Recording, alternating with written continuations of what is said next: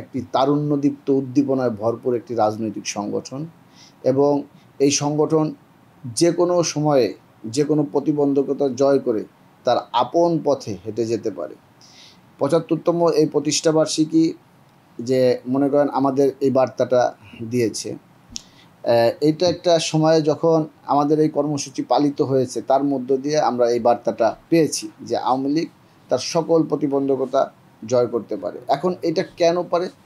দেখেন, আওয়ামী লীগ যখন প্রতিষ্ঠিত হয়েছে, আওয়ামী লীগ প্রতিষ্ঠিত হয়েছে সম্পূর্ণভাবে যে এস্টাবলিশমেন্ট ছিল, সেই এস্টাবলিশমেন্ট যখন যে মানে চলতি ধারার রাজনীতি যখন জনগণের আশাকাঙ্ক্ষাকে প্রতিফলিত করতে পারতেছিল না, সেই জায়গায় আওয়ামী লীগ ওই সময়ে নতুন ভাবনা নিয়ে ওই যে চলমান যে ধারা, সেটা যে জনগণের আশাকাঙ্ক্ষাকে ধারণ করতে পারতেছিল না, তার বাইরে গিয়ে সময়ের প্রয়োজনে তার আদর্শ ও কর্মপন্থা ঠিক করে আওয়ামী লীগ প্রতিষ্ঠিত হয়।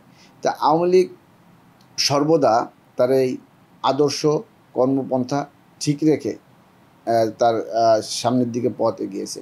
এখন আপনি যেটা বললেন, আওয়ামী লীগ বাঙালির হাজার বছরের যে ব্যর্থতা, বাঙালির যে আরাধ্য স্বপ্নসাদ যে বাঙালি একটা স্বাধীন সার্বভৌম ভূমি হবে, বাঙালির একটা নির্দিষ্ট রাষ্ট্র হবে, তো এই রাষ্ট্রটা বাংলাদেশ অর্জিত হয়েছে বাংলাদেশ আওয়ামী লীগের নেতৃত্বে।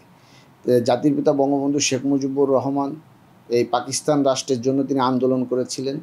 তিনি মুসলিম লীগের একজন কর্মী হিসেবে মনে করেছিলেন বা যে আকাঙ্ক্ষা থেকে পাকিস্তান রাষ্ট্রের জন্য আন্দোলন করেছিলেন, সে আকাঙ্ক্ষাটা ছিল পাকিস্তান রাষ্ট্র একটি ন্যায্যতার ভিত্তিতে প্রতিষ্ঠিত রাষ্ট্র হবে, সেখানে কোনো বৈষম্য থাকবে না।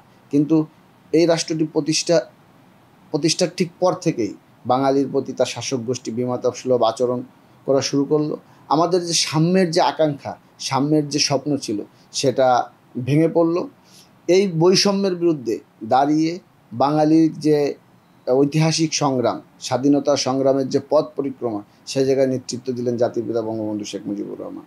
আপনি যদি দেখেন, দেখতে পাবেন যে বাংলাদেশের স্বাধীনতা, বাংলাদেশ রাষ্ট্র প্রতিষ্ঠা, বাংলাদেশ আওয়ামী লীগ এবং জাতির পিতা বঙ্গবন্ধু শেখ মুজিবুর রহমান, এই কয়টি প্রত্যয় এক ও অভিন্ন এবং একে অপরের পরিপূরক।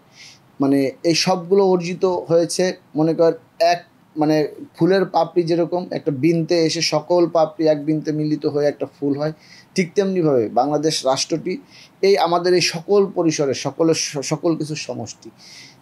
তাই আমি মনে করি যে বাংলাদেশ আওয়ামী লীগ নির্দিষ্ট নীতি ও আদর্শকে ধারণ করে তার পথ চলেছে এবং এই নির্দিষ্ট নীতি ও আদর্শের প্রতি জনগণের ঝোঁক ছিল বলেই আওয়ামী লীগ গণ আস্থার সংগঠন হিসেবে প্রতিষ্ঠিত হয়ে বাঙালির অধিকার আদায়ের সংগ্রামে পথ চলেছে।